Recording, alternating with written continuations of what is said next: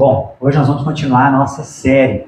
Nós estamos, gente, desde o início do ano, falando sobre uma série com o tema O Centro da Vontade de Deus. Então nós começamos de Gênesis com Adão e hoje nós vamos chegar em Timóteo, um dos últimos homens na história, né? Claro que tem muito mais, mas são 50 e poucas semanas, né? São mais de 50 homens de Deus na Bíblia, mulheres, mas nós pensamos alguns que a gente acreditou que seriam mais relevantes, né? E hoje nós vamos falar sobre a vida de Timóteo, companheiro de Paulo, o centro da vontade de Deus na vida de Timóteo, o maior companheiro do apóstolo Paulo, o maior companheiro. E eu queria introduzir falando sobre um assunto que é muito comum no nosso meio e que são as redes sociais, a tecnologia, né? Hoje nós estamos com muitos convidados mais experientes, né? Então, muitos daqui, até nós às vezes, eu peguei uma transição de um pouco de vida sem tecnologia. Mas a gente vive hoje em um meio de redes sociais onde é propagada uma falsa vida, falsas promessas, coisas distantes demais. Então, por exemplo, você tem que ser o mais magro, né? As mulheres sofrem mais com essa parte, né? Você tem que ser a mais magra. Os homens, você tem que ser o mais forte, né? Várias vezes eu já falei para alguém, olha, eu sou educador físico, a pessoa olhou assim. Você é educador físico? Pois é, por quê? Porque criou-se um estereótipo, né? De que educador físico é o cara marombado. Então você tem que ser o mais forte, você tem que ser rico. Você não pode ter uma vida de moderação, você tem que ser rico. E você não pode ter tristeza, né, Sam? Desde que tem estudado psicanálise agora, a gente tem conversado muito sobre isso. O problema da supressão da tristeza a todo custo. Você não pode ser triste. Você não pode passar por um período de tristeza. Você tem que estar alegre o tempo todo. É pra cima. Vambora. Isso é o que é vendido nessas redes sociais. Que são boas, viu, gente? Eu não estou demonizando as redes sociais. Elas são um instrumento. E pode ser usado para o mal ou pode ser usado para o bem. Mas eu quero destacar o lado negativo porque tem gerado muitos problemas. Então eu fiz algumas pesquisas. Aqui no Brasil, por exemplo, fizeram uma pesquisa com 212 meninas de peso normal, em sua grande maioria, com peso normal.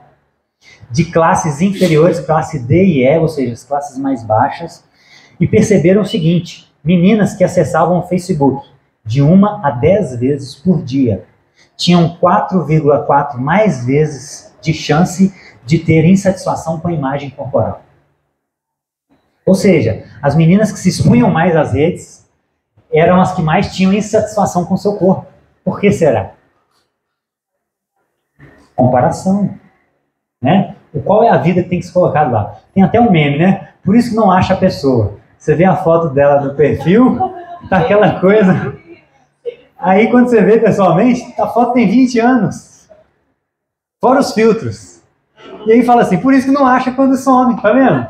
Vai procurar isso aqui, ó, mas a realidade é outra. Mas é isso, tem se vendido uma imagem. E lá em Lima, viu, Daniel? Viu, Daniel? Lá em Lima, fizeram um estudo com 875 adolescentes e todas elas tinham já diagnosticado a insatisfação com o corpo. E o que perceberam? Essas meninas tinham 3,7 vezes mais depressão.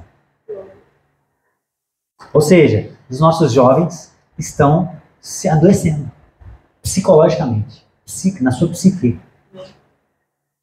por exposição excessiva e desordenada e falta de preparação para entender esse cenário. E aí, eu vi um vídeo que mostra uma clínica no Japão, gente, que recebe adolescentes viciados em jogos, internet. E uma mãe relatou que o filho dela chegou a ficar 55 horas constantemente conectado. E ele começou a fazer urinar, a defecar sentado, porque senão ele ia perder. Jogava a cueca para o lado, depois jogava a bermuda. Então é um nível que a gente tem chegado de adoecimento por causa desse problema absurdo. E no mundo, nos últimos 45 anos, aumentou em 60% a taxa de suicídio. 60%, gente. 45 anos. Por coincidência, quando surge a internet, né? A internet surgiu na década de 60, mas ela se popularizou mais ainda na década de 80, 90 principalmente. Então, há uma correlação, a gente não pode afirmar que essa é a causa, né? Cientificamente, metodologicamente falando, a gente não pode fazer essa associação ainda, mas os dados parecem ser muito constantes e daqui a pouco nós vamos chegar nessa conclusão. E o suicídio é a segunda causa de morte entre jovens de 15 a 29 anos. Vocês já pensaram nisso? Jovens de 15 a 29 anos, a segunda causa de morte é suicídio. Jovens que tiram a sua própria vida, se enforcam, tomam remédio. Gente, isso é um negócio absurdo. E no Brasil, em 2011 a 2015, foram 52 mil suicídios. No Brasil. E 16,4% de adolescentes e jovens. 8.637 jovens tiraram a sua vida nesse período, de 2011 a 2015. E o que isso tem a ver com a vida de Timóteo? Por que eu estou introduzindo esse assunto, falando desses dados tão sérios? Porque Timóteo era um jovem. Lembram? Timóteo era um jovem. E aí nós vamos tentar olhar a vida de Timóteo e a nossa realidade como cultura hoje e ver como que Timóteo sairia hoje. Será que Timóteo entraria para essas estatísticas? Como foi que Timóteo viveu? O que esse jovem fez com a sua vida? E como ele se saiu nesse teatro chamado vida? Como ele se saiu nessa encenação? E eu queria relembrar brevemente sobre Timóteo para vocês. Quem é Timóteo? Timóteo nasceu na cidade de Listra, onde Paulo visitou na sua segunda viagem missionária, lá por volta do ano 49 a 52. E Timóteo encontra esse jovem, ele era filho de Eunice, uma judia convertida, e neto de Lóide. E as duas, Paulo diz que elas tinham fé em Deus. E Timóteo herdou essa fé. E o pai dele era grego. Por isso, inclusive, Paulo tem que circuncidá-lo, né? Por causa do problema com os judeus lá. Então, Timóteo veio dessa linhagem, ele é a terceira linhagem de cristãos na sua família. E ele é instruído na fé desde criança. Paulo fala isso lá em 2 Timóteo. Desde criança, ele conhecia as Sagradas Escrituras. E naquele tempo era só o Antigo Testamento, né? Não tinha o Novo. O Novo estava acontecendo. Jesus estava vivendo o Novo Testamento. E Paulo fala que ele foi gerado por Paulo no Evangelho. E ao que tudo indica, por esse histórico de vida dele, que Paulo não pregou o Evangelho para ele, mas Paulo o discipulou. Ele já conhecia a palavra, mas Paulo pega ele e fala: meu filho, anda perto de mim. Eu vou te ensinar o que é. Você foi salvo, ok. Você aceitou Jesus, você conheceu a fé, o Salvador. Agora existe uma caminhada. A salvação é apenas uma porta. Existe uma longa caminhada de santificação. E depois que a gente aceita e recebe a Cristo, a gente inicia esse processo que vai durar até o final da nossa vida, chamado santificação. Que é o quê? A gente cada dia colocar mais de Jesus e menos de nós. Morrer para nós mesmos, tomar a nossa cruz e seguir a Jesus. Esse é o caminho de discipulado. Foi isso que Paulo fez com ele. E aí Paulo, na terceira viagem missionária, em volta do ano de 53 a 57, Paulo já comissiona esse jovem para trabalhar com ele. Conhece ele na segunda viagem, na terceira Paulo já capta ele e coloca ele para trabalhar junto com Paulo. Um trabalho leve, né, gente? Lembram da vida de Paulo? Um trabalho bem leve, naufrágios, açoitamentos, fome, frio, sede. Um trabalho bem light. E Timóteo começou o seu estágio, caminhando ao lado do maior missionário do primeiro século da fé cristã, que era perseguidor da igreja. Ele, enquanto judeu, perseguia os cristãos, achando que estava servindo a Deus. Mas aí Timóteo tem o grande privilégio de fazer o seu estágio ao lado dessa multinacional, né, chamado Paulo. E ele era provavelmente ainda um adolescente, um jovem, próximo dos 17 a 20 anos. E Paulo chama ele de jovem já no final da sua vida. Paulo, em 64, quando ele estava perto do seu martírio, ele chama Timóteo de jovem. Então, quando ele conheceu Timóteo, provavelmente era um adolescente, 13, 14 anos, como Maria. E Ele auxilia Paulo na evangelização da Macedônia, da Caia, de Éfeso, da Ásia Menor. Então, Timóteo trabalhou demais.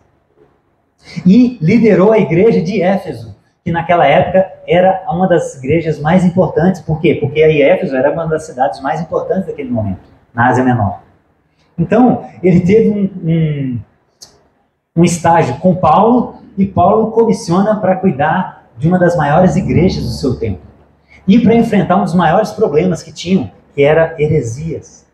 Né? Ali já estavam surgindo os grupos gnósticos, a seita cristã do gnosticismo, que acreditavam que o mundo era inferior, que foram influenciados pelos gregos, e aí surgiram todas aquelas heresias que a gente sabe ao longo da história, né? De que Jesus não era homem, porque eles desvalorizavam a carne. E aí, provavelmente, Timóteo começou a enfrentar esse tipo de heresia lá. E muitas heresias dos judeus também, né? Porque nesse período, um dos problemas da igreja era o judaísmo, tentar convencer os judeus que Jesus era o Messias. Depois o gnosticismo toma uma proporção maior, quando vai saindo de Jerusalém. E Timóteo foi enviado para Coríntios, Filipos, Tessalônica. Ele trabalhou como pregador, como exortador, como mestre, como evangelista, que provavelmente foi a sua principal função. Paulo vai falar, cumpre o seu ministério de evangelista.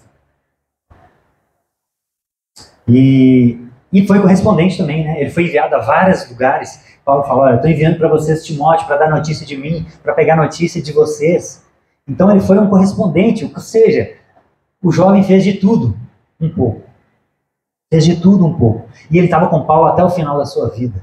Lá na segunda prisão de Paulo, em Roma, naquela masmorra marmetina, Timóteo estava com ele. Foi o único que não abandonou Paulo. Paulo chega a dizer, olha, todos da Ásia me abandonaram, menos Timóteo. Timóteo estava com ele até o final. E ele também foi preso. Lá em Hebreus 13, 23, o autor diz, Timóteo foi solto. Ou seja, Timóteo, além de fazer o estágio com Paulo, além de trabalhar isso tudo, ele sofreu as mesmas dificuldades que Paulo. Paulo também foi preso, foi açoitado, e Timóteo também foi preso. Então ele seguiu os passos de Paulo até o final. E olha que interessante, lá no final da Bíblia, na carta de Jesus aos Efésios, Jesus diz que os Efésios combateram os falsos mestres. Isso era o que Jesus tinha a favor deles. Olha, eu sei que vocês combateram os falsos apóstolos, ele usa esse termo. E provavelmente isso foi trabalho de Timóteo. Porque Timóteo liderou essa igreja e uma das principais missões dele era combater essas heresias. Então, ao que tudo indica, parece que Timóteo fez um bom trabalho. E ele foi sempre elogiado por Paulo nas suas cartas. Além disso, né? E qual foi a morte desse jovem? Não temos nada na Escritura, não temos nada numa literatura pós-cristã. A única coisa que a gente tem é de um livro apócrifo chamado Atos de Timóteo, que diz que ele foi apedrejado em Éfeso por tentar impedir uma procissão a Diana dos Efésios. Então essa é uma informação que talvez seja verdadeira, porque os livros apócrifos, como os gnósticos faziam muito, eles apenas aumentavam ou distorciam algumas coisas. Por exemplo, em alguns dos evangelhos apócrifos, Jesus tem centenas de metros de altura. Por quê? Porque na cabeça deles, Jesus não podia ser humano, então eles tinham que dar alguma característica muito divina para Jesus, né? Por causa da crença deles, que veio dos gregos, de que o mundo material era ruim. Então talvez a parte histórica, exista alguma parte histórica nisso. Talvez Timóteo, de fato, tenha morrido apedrejado em Éfeso. E faz sentido de acordo com toda a história dele, né? Ter sido preso, assim como Paulo, e Paulo foi decapitado. Timóteo provavelmente foi apedrejado. Esse é um resumo da vida desse jovem. Agora eu queria focar com vocês qual foi o centro da vontade de Deus para a vida desse homem, para a vida desse jovem aprendiz de apóstolo. Eu cheguei à conclusão que o centro da vontade de Deus para a vida de Timóteo foi ser um coadjuvante fiel. Porque ele não foi chamado para ser como Paulo. Paulo era o protagonista. Ele foi chamado para ser coadjuvante, auxiliar. E nós vamos ver que isso é uma das belezas do reino de Deus. Isso é a maravilha da multiforme graça multiforme sabedoria da igreja. E o primeiro ponto é esse, ser um coadjuvante. Abra comigo lá em Atos, capítulo 18. Esse foi o texto que mais me marcou, irmãos. Atos capítulo 18.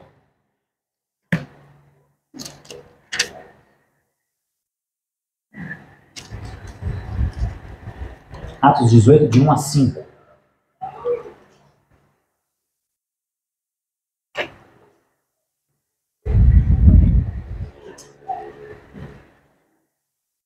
Olha o que diz. Quem tiver sem Bíblia, olha do coleguinha aí. Depois disso, Paulo saiu de Atenas e foi para Corinto. Ali encontrou um judeu chamado Áquila, natural do Ponto, que havia chegado recentemente da Itália com Priscila, sua mulher, pois Cláudio havia ordenado que todos os judeus saíssem de Roma. Paulo foi vê-los e, uma vez que tinham a mesma profissão, ficou morando e trabalhando com eles, pois eram fabricantes de tendas. Todos os sábados ele debatia na sinagoga e convencia judeus e gregos. Agora o principal. Depois que Silas e Timóteo chegaram da Macedônia, Paulo se dedicou exclusivamente à pregação, testemunhando aos judeus que Jesus era o Cristo. Irmãos, olha a riqueza disso. Olha o centro da vontade de Deus na vida de Timóteo. Ele foi chamado para ser coadjuvante, auxiliar. E isso tem um valor imensurável no reino de Deus. Por quê? Porque Deus dá dons diferentes para cada um. Deus dá mais dons para um, menos dons para outro. E tudo isso se complementa no reino de Deus. Então Timóteo, quando chega, libera Paulo para cumprir o seu chamado. Olha que lindo. Paulo tinha que fabricar tendas. Por quê? Não tinha auxílio financeiro. Faltou também aqueles que a Bíblia vai dizer, né, em Romanos 12, o próprio Paulo, aqueles com o dom de contribuir. Provavelmente Paulo teve dificuldade em encontrar pessoas que o ajudassem financeiramente nesse momento, e ele precisou trabalhar com as suas próprias mãos. É digno também. A questão é, qual foi o chamado principal de Paulo? Onde ele seria mais eficaz? Fabricando tenda ou anunciando o Cristo ressurreto? Principalmente com a vida de Paulo, um ex-perseguidor da igreja. Olha o testemunho de vida que ele tinha. Então ele seria muito mais efetivo na sua missão pregando o evangelho do que fabricando tendas. Provavelmente Deus capacitou outros para fabricar tendas e fazer boas tendas, porque a gente precisa morar também. Se não tivesse um bom fabricante de tendas, a gente não estaria aqui agora. A gente precisa das tendas, mas cada um tem um chamado, cada um tem uma vocação. E Timóteo foi chamado para ser auxiliar. E quando ele chega, o reino de Deus avança por meio dos auxiliares. Olha que lindo. O reino de Deus não avança só com Paulo. O reino de Deus avança mais com os auxiliares. E junto com Paulo. Então a gente precisa entender e valorizar pessoas vocacionadas. Sabe aquela pessoa que você olha assim e fala assim, nossa, fulano faz isso com tanto gosto, com tanta vontade, e ele faz tão bem, com tanta leveza. Essas pessoas a gente tem que valorizar. Então, se você precisa fazer um trabalho, procura pessoas que foram chamadas para fazer aquilo, vocacionadas. Por quê? Porque você vai abençoar o reino de Deus. Como o David falou aqui, por isso é tão importante o dom de contribuição. Porque sem o dom de contribuição, não teríamos possibilidade, né, de pessoas, de famílias, se dedicarem mais ao estudo da Escritura, à pregação, a arrumar as coisas aqui, a cuidar da casa. O David essa semana passou a semana inteira pintando. Quem já conhece sabe, né? O quanto ele zela pela casa.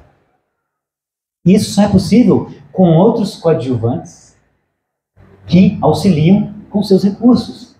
E tudo isso se complementa num mosaico perfeito dentro do reino de Deus. Por isso é tão importante a ação de todos os membros. E Paulo vai dizer em 1 Coríntios 12, olha que lindo esse texto, 1 Coríntios 12, passa um pouquinho aí. Atos, Romanos, 1 Coríntios. 1 Coríntios 12, 14. 1 Coríntios 12, 14. O corpo, gente, o corpo de Cristo, né? Paulo está falando da igreja. O corpo não é feito de um só membro, viu? Mas de muitos. Se o pé disser, porque não sou mão, não pertenço ao corpo, nem por isso deixa de fazer parte do corpo. E se o ouvido disser, porque não sou olho, não pertenço ao corpo, nem por isso deixa de fazer parte do corpo. Se todo o corpo fosse olho, onde estaria a audição? Se todo o corpo fosse ouvido, onde estaria o olfato? De fato, Deus dispôs cada um dos membros no corpo, segundo a sua vontade. Se todos fossem um só membro, onde estaria o corpo? Assim, há muitos membros, mas há um só corpo. O olho não pode dizer à mão, não preciso de você. Nem a cabeça pode dizer aos pés, não preciso de vocês. Ao contrário, os membros do corpo, que parecem mais fracos, são indispensáveis. Ou seja, meus irmãos, no reino de Deus, na igreja, todos são importantes. Não importa o nível de... Não importa se toca, se canta, se prega, se abre o culto, se arruma o café, se cuida das crianças. Não importa. Tudo isso se complementa. Tudo isso é necessário. Tudo isso é necessário. E Deus dispôs cada um de acordo com seus dons. Lembram da parábola dos talentos? Deus deu 5 talentos para um, 1 talento para outro, 10 para outro, de acordo com a sua capacidade. Então, cada um de nós nasceu com uma capacidade inata. Eu não posso exigir de uns o que ele não tem capacidade de fazer. Deus, em sua sabedoria, em sua soberania, dispôs cada um de forma perfeita, para que a justa cooperação de cada parte movimente isso que a gente chama de igreja. Isso é lindo demais. Porque todos são importantes. Quem está aqui pregando está cumprindo uma das funções da igreja. Uma. Charles e Zuleika chegaram cedo hoje, prepararam aquela mesa maravilhosa para a gente. A gente teve um momento de prazer ali, de comunhão, que é um dos princípios da igreja. Atos 2:42. Doutrina, oração, comunhão e partir do pão. Então, nós partimos o pão ali, isso faz parte. Quem limpou aqui hoje cumpriu uma função. Por quê? É um ambiente mais agradável para a gente se reunir, para a gente cantar. Então todos são importantes. Por isso a gente precisa da justa cooperação de todos. Em todas as coisas. Na escala do café, na escala com as crianças. O dia que eu não estou aqui, a gente está lá com as crianças. Mas onde eu me sinto mais usado por Deus? É com isso aqui. Então, se a gente tivesse mais auxílio com as crianças, por exemplo, eu conseguiria me dedicar mais à Escritura. Mas enquanto não tem, amém. Vamos fazer como Paulo, vamos fabricar tenda. Vamos cuidar das crianças. Eu gosto também, mas é diferente. Quando eu abro a Escritura, eu me sinto mais... Agora, quando eu estou com aquele tanto de menino na minha frente, é desafiador, mas sai alguma coisa, mas é diferente. Quando eu estou com violão, é diferente. Sai alguma coisa, mas com a Escritura eu me sinto mais em casa. É o que eu me dedico mais, é o que eu estudo mais, é mais fácil. Se alguém faltar um dia aqui, talvez saia uma mensagem de última hora, assim. Mas talvez uma música não saia. Um negócio com as crianças não sai, você tem que brincar com elas. Entendem? São chamados, são vocações. Por isso a gente precisa valorizar todos no corpo de Cristo. E a gente tentar incentivar aqueles que são chamados para algumas coisas. Uma vez eu ouvi uma irmã falando assim, olha, eu tive que trancar minha faculdade. E é uma irmã que eu vejo que foi chamada para fazer aquilo que ela estava fazendo. E eu lembrei assim, falei, nossa, a gente conversa muito sobre isso, né, Sam? O dia que a gente puder bancar uma faculdade de alguém vocacionado, como igreja, nossa, nós vamos fazer um bom investimento. Imagina, de que a gente tiver caixa suficiente para custear uma faculdade de alguém. Gente, isso é maravilhoso demais. Felipe, entrando na política, olha que bênção. Um membro entrando para um lugar que precisa de luz. Isso é maravilhoso. Isso é justa cooperação. Isso só é possível com todos cooperando, cada um na sua área. E alguns são chamados apenas para contribuir. Alguns são chamados apenas para varrer, cuidar, estar nos bastidores. Está tudo bem. Nem todos são chamados para fazer as coisas grandes da igreja. E as menores são importantes para as grandes. E tudo se coopera para o bem do reino de Deus. Então esse foi o primeiro chamado, primeira vontade, centro da vontade de Deus para a vida de Timóteo. Ser coadjuvante. Mas só isso não basta. Mesmo para ser um coadjuvante, é preciso fidelidade. Mesmo sendo um coadjuvante, é preciso algumas qualidades. Porque seja para limpar um chão, seja para limpar um banheiro, seja para fazer qualquer coisa dentro do corpo, é preciso santidade. Não pode ser qualquer um. E essa foi o segundo centro da vontade de Deus que eu percebo para a vida de Timóteo. Não só um coadjuvante, mas um coadjuvante fiel e referência para outros. Gente, Timóteo é sempre elogiado. Os irmãos de Icônio e Listra davam bom testemunho deles, diz Paulo em Atos 16. Lá em Filipenses 2:22, Paulo diz que ele foi aprovado no serviço. Por quê? Porque ele serviu como um filho serve ao pai. E em 2 Timóteo 1:5, Paulo diz que ele tinha uma fé não fingida, a mesma fé de Eunice, sua mãe, de Lloyd. Então, ele foi sempre elogiado. O fato dele ser um coadjuvante não significa que ele poderia levar a vida de qualquer jeito. Ele precisa ser fiel também. Ele tinha que ter as mesmas qualidades do Paulo, mas cumprindo funções diferentes, que não são graus de importância, mas são níveis diferentes de relevância, de amplitude, e está tudo bem. Como eu já falei aqui, né? Cuidar de um filho já é uma grande obra no reino de Deus. Imagina Maria.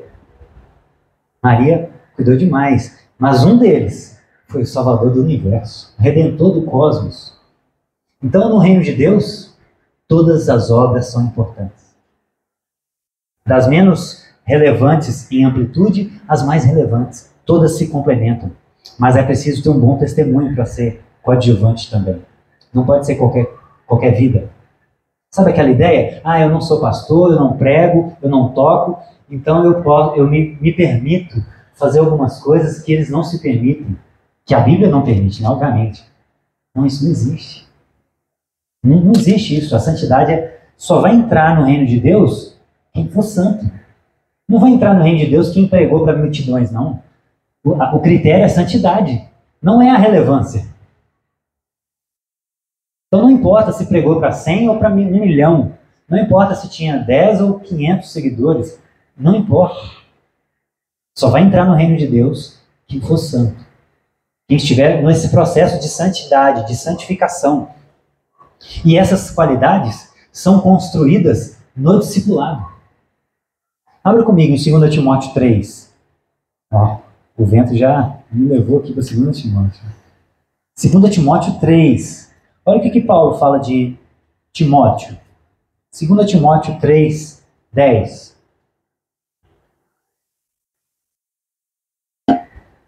Diz o seguinte. Paulo falando para Timóteo, né? A carta é a Timóteo. Paulo preso, aqui já na segunda prisão, já com a sua sentença de morte. E ele dá as últimas recomendações a Timóteo. E olha o que ele fala para Timóteo. Você tem seguido de perto o meu ensino, a minha conduta, o meu propósito, a minha fé, a minha paciência, o meu amor e a minha perseverança. Então Timóteo andou perto de Paulo durante toda a sua vida. E essas qualidades, essa santificação, só é possível nesse processo de discipulado. Não há como você ser aperfeiçoado sozinho. Deus instituiu o corpo edifica a si mesmo. Não é isso que Paulo fala lá em Coríntios? A justa cooperação, o corpo edifica a si mesmo. Então, o que falta no Tiago eu posso complementar, o que falta em mim o Tiago me complementa, e aí isso é uma troca em todos os membros. Por isso que cada um tem uma vocação, por isso que cada um tem um físico. Isso é a multiforme sabedoria de Deus. Deus é sábio. Ele sabe como ele faz as coisas. E essas qualidades são construídas nesse processo de discipulado. Não há como você ser desafiado sozinho, porque você vai ficar, como eu falei no início, à mercê de si mesmo. E qual que é a nossa tendência? É nos esconder, é nos enganar. Nós somos os maiores mestres de enganar a nós mesmos. A gente sabe todos os gatilhos que a gente pode nos enganar. As desculpas que a gente pode criar, para qualquer coisa. Não só para julgar o início do exercício para segunda-feira, viu? Mas é para qualquer coisa na vida. A gente quer se enganar, a gente quer procrastinar. A gente não quer confronto.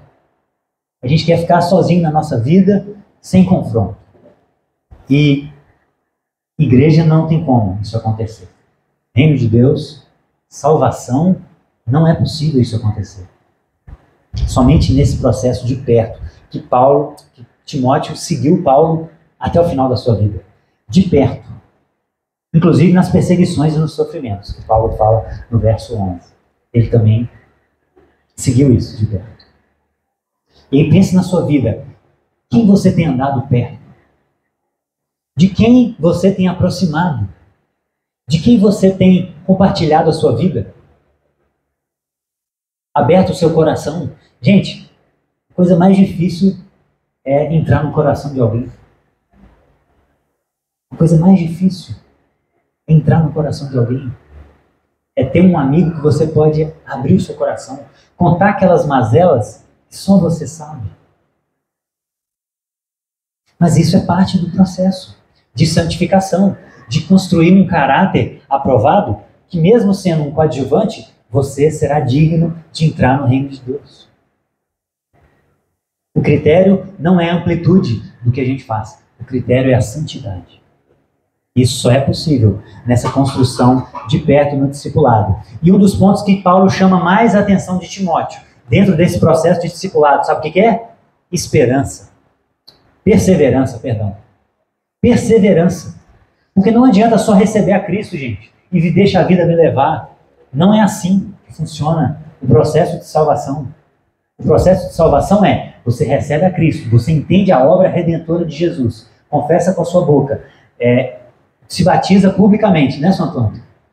São Antônio está nesse processo. Entendeu a mensagem salvífica do Salvador, confessou com a boca dele, se batizou publicamente, está congregando, a gente encontra com ele e ele fala da vida dele, dos problemas. E como Paulo orientou a Timóteo, né, que são muito mais novo, exorte os mais velhos como pais. E a gente informa, né, São Antônio? Olha, São Antônio, isso aqui eu acho que não está legal, São Antônio. Né, Diego? Esse é o processo da vida, de discipulado. E Paulo chama a atenção de Timóteo para a perseverança. Lá na primeira carta, olha o que Paulo fala com ele. Mantenha a fé, exercite-se na piedade, não negligencie o dom de você, persevere nos deveres, conserve-se puro. Lá no capítulo 6, fuja do amor ao dinheiro. Lá no final, guarde o que lhe foi confiado. Olha os termos: guardar, manter, perseverar. Na segunda carta, ele diz as mesmas coisas. Mantenha viva a chama do dom que há em você. Retenha a doutrina. Fortifique-se na graça. Fuja dos desejos da juventude. Paulo teve que alertar Timóteo: olha, cuidado com os desejos que vão surgir no seu coração. Fuja disso. Permaneça na doutrina. Então Paulo chamou a atenção de Timóteo o tempo todo, porque ele já tinha conhecido o Salvador, ele já tinha se entregado, ele já tinha se batizado. Agora ele precisava uma outra função: perseverar até o final da vida. Só isso. Só faltava isso. Perseverar, guardar. exercitar. E isso, irmãos, é uma responsabilidade humana. A salvação, ela é recebida passivamente. Nós recebemos a graça e a dádiva da salvação. De graça, de valor e de forma imerecida. Agora, a santificação é um processo que a gente precisa exercitar, buscar, perseverar, manter vivo. Isso é nossa responsabilidade. E Deus continua disponível, pela graça dele, em dar àquele que busca. Mas isso cabe a nós. Paulo exortou Timóteo mais de 10 vezes a perseverar. Por quê? Isso cabia a Timóteo. Não cabia a Deus, não cabia a Paulo. É individual. Então cabe a você manter e guardar aquilo que você recebeu um dia. Se você encontrou Jesus e se entregou a Ele. Cabe a você agora, até o final da sua vida, perseverar. E eu acho tão maravilhoso quando eu vejo senhores e senhoras congregando. Eu conheço pessoas que estão novos, 60, 70 anos. Isso hoje em dia não é nada. E já estão assim, não vou na igreja mais. Nossa, eu não tenho mais nada para contribuir. Eu não consigo chegar lá. Gente, mas tem tanta possibilidade. Dona Ida se esforça tanto, né, Dona Ida? Pega Uber.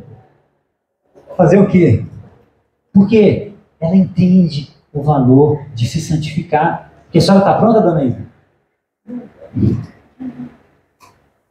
Se ela não está, meus irmãos, quem somos nós? Para achar que a gente pode caminhar sozinho? Então a gente precisa manter viva, conservar, guardar a fé diariamente. Por isso, as disciplinas espirituais. Jejum, oração, congregar, tudo isso são disciplinas. Se expor aos irmãos. E a apostasia é um alerta da Escritura. Ela será a característica do fim dos tempos. Viu? Então, a Bíblia alerta, aquele que está de pé, cuide-se para que não caia. No final dos tempos, e nós já temos bons indícios que já estamos caminhando a passos largos para chegar nele, a apostasia será uma realidade. Ou seja, muitos vão apostatar. Muitos vão abandonar. Paulo, nas suas cartas, o que ele mais falou foi isso. Ele cita nomes. Fulano me abandonou, amou mais esse mundo. Ciclano me abandonou na minha defesa, não ficou ninguém. Por quê? Começar é muito fácil, mas permanecer, perseverar, essa é a nossa missão. Esse é o maior dificultador. Esse é o maior desafio na fé cristã. É permanecer naquilo que nós ouvimos. E eu queria concluir com o texto de Romanos, capítulo 12.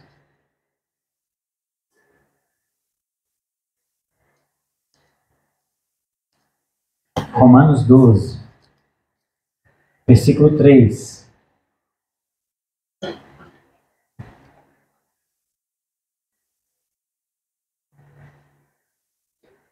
Isso é um alerta para a mensagem dos nossos dias.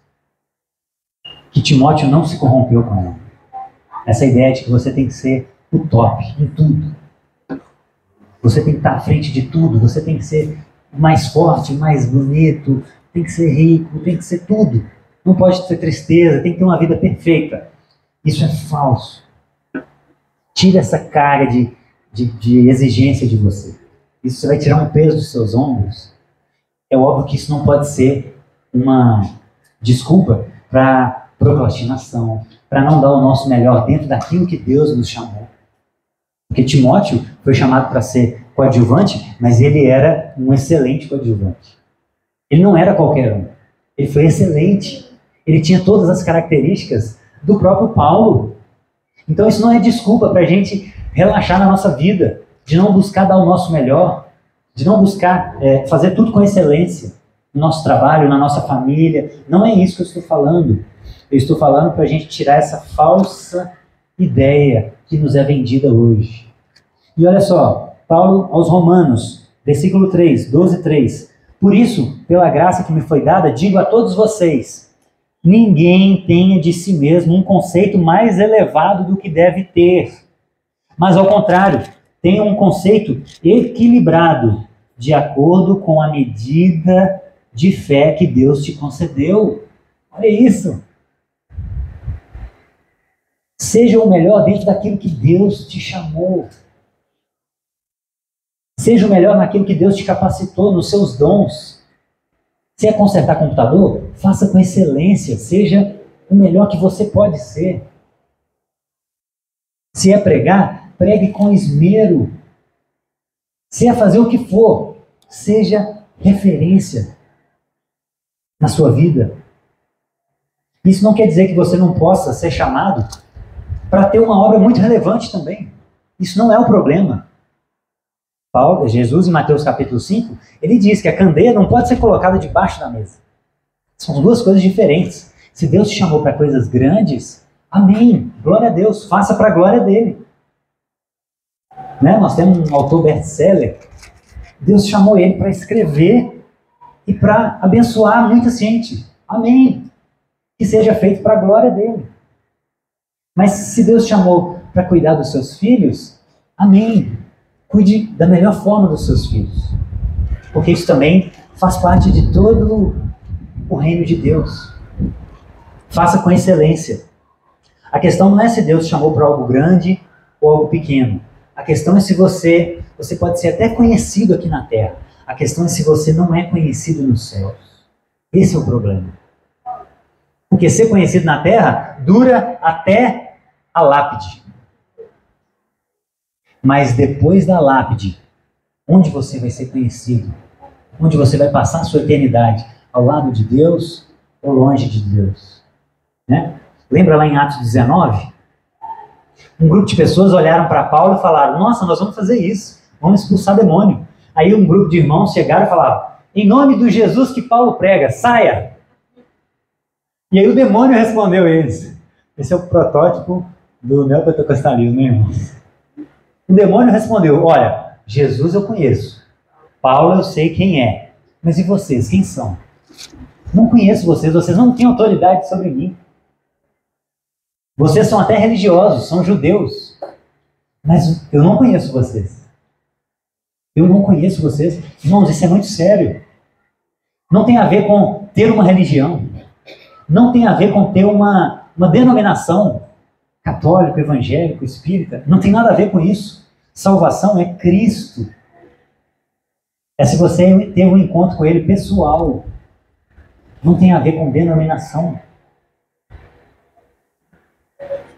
Aqueles homens eram religiosos. E o diabo não conhecia eles. Eles não eram conhecidos no reino de Deus, no reino dos céus, no reino espiritual. Lembram de Pedro? Pedro é mais fácil de lembrar. Pedro, depois de 3 anos caminhando com Jesus, Jesus fala para ele: Pedro, Satanás pediu a sua alma, mas eu orei por você. Então, Pedro, você, quando se converter, apacenta as minhas ovelhas.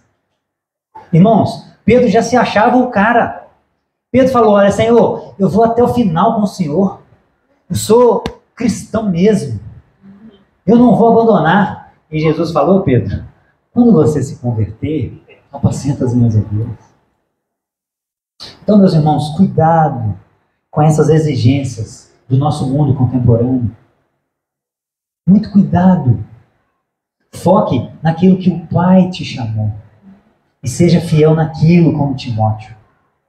Não tome como referências pessoas que muitas vezes nem conhecem a Deus. Estão ensinando coisas que têm laçado muitos irmãos com um ar de piedade. Muito cuidado. Você não precisa ser o mais forte, o mais magro. Você precisa ser saudável. Cuidar do seu corpo. É isso que você precisa. Você não precisa ser rico. Você é chamado para ter uma vida de equilíbrio, de moderação. Esse é o nosso chamado.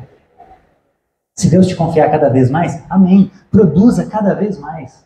Mas vive uma vida de moderação. Cuidado. Você não precisa viver uma vida de Instagram, onde está tudo bem o tempo todo. Você pode se entristecer. E deve. O luto, inclusive, segundo os psicólogos, os psiquiatras, os psicanalistas, ele deve ser vivido. Porque a pessoa que fica negando o luto, depois isso estoura pior. Então viva a tristeza. Se é um dia mau, amém, chame o irmão para orar por você. Se é um dia bom, chame o irmão para se alegrar com você. Isso tudo faz parte da vida. E o jovem Timóteo não se envolveu com essas ideias. O jovem Timóteo, ele optou por perder a sua vida. Imagine pregar isso num congresso de jovens hoje. Vamos lá, irmãos, galera, vamos morrer. Vamos perder a nossa vida. É o chamado do Evangelho. Quem quiser, vir após mim. Negue-se a si mesmo. Tome a sua cruz e siga-me. Esse é o chamado de Jesus para nós. Isso não significa uma vida triste, uma vida sem fazer nada, uma vida sem alegrias, sem gozo. Não. É perder a sua vida. O que Jesus está querendo dizer? Entregue o controle para mim. Deixa eu conduzir suas finanças, seu namoro, deixa eu conduzir sua vida profissional, a sua vida familiar. Deixa eu conduzir. Eu sei fazer isso. Isso é perder a sua vida.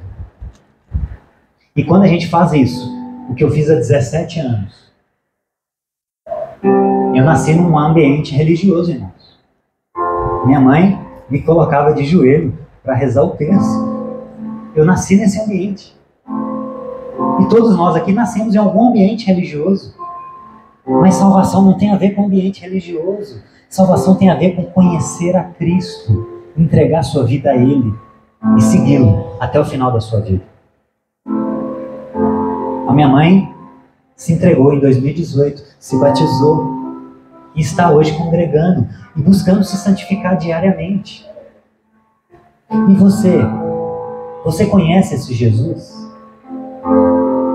Você já teve um encontro pessoal com esse Jesus? Você em algum momento da sua vida já confessou com a sua boca que Ele é o único e suficiente Salvador da sua vida?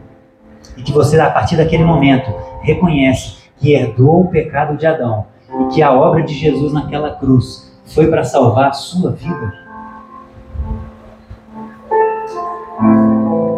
Timóteo, mesmo jovem, decide perder a sua vida com V minúsculo, para que ele ganhe a vida verdadeira, com V maiúsculo. Porque é isso que Jesus fala. Quem amar a sua vida nesse mundo, perderá. Quem perder a sua vida nesse mundo, ganhará. Porque a vida começa depois da lápide. Isso aqui, meus irmãos, isso aqui é só uma fração. Isso aqui é só um período de tempo, pela graça de Deus que nós temos, para conhecê-lo pessoalmente. Para que, de fato, um dia a gente chegue diante dele e ouça, se Deus quiser, vinde, benditos do meu Pai. Gozem do reino eterno preparado para vocês até o fim dos tempos.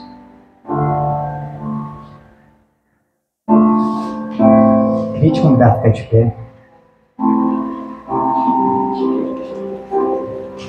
Que a gente cantasse.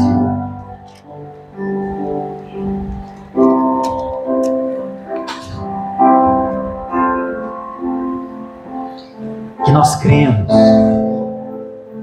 que nós confiamos e que queremos andar na palavra de Deus. Senhor Jesus, obrigado por esse dia, Pai. O Senhor nos conduziu até aqui, o Senhor falou conosco. Se você nunca entregou a sua vida a Cristo, se você nunca confessou com a sua boca, como o próprio Paulo disse, se você não se batizou, você tem a oportunidade hoje de fazer parte desse reino maravilhoso e eterno. Se entregue a Ele. Se você nasceu num ambiente religioso, se você frequenta uma comunidade de fé, mas assim como Pedro, assim como aqueles jovens que tentaram expulsar aqueles demônios, se você tem apenas uma vida religiosa, mas nunca se entregou de fato ao Jesus, não uma religião, mas ao Jesus de Nazaré, você tem essa oportunidade de fazer isso hoje. Nós te agradecemos, Espírito Santo, por trabalhar no nosso meio, desde o café da manhã, a cada conversa, a cada olhar, a cada pessoa que a gente abraçou. Que coisa linda, que maravilha é viver o reino de Deus com o Senhor nessa terra, Pai.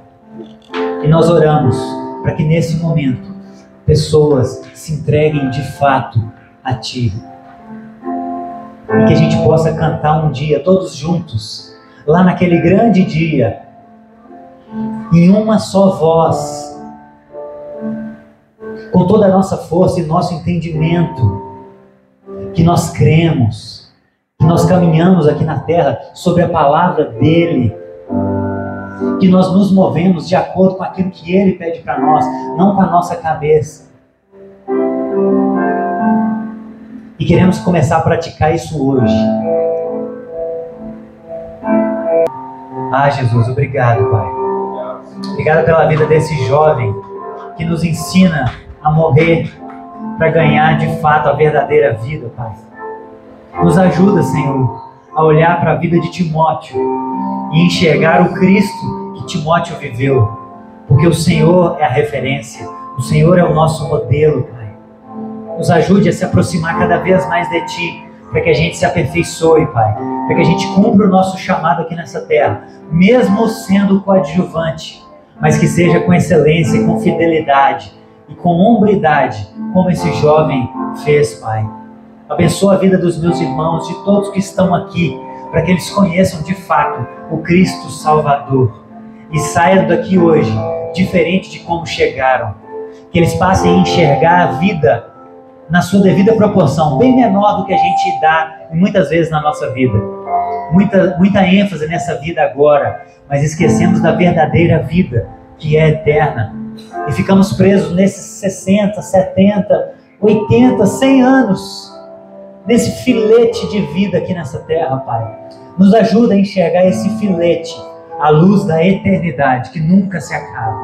Nos ajuda, Senhor, a de fato, a partir de hoje, ter uma nova vida no Senhor. Em nome de Jesus. Amém. Amém, meus irmãos.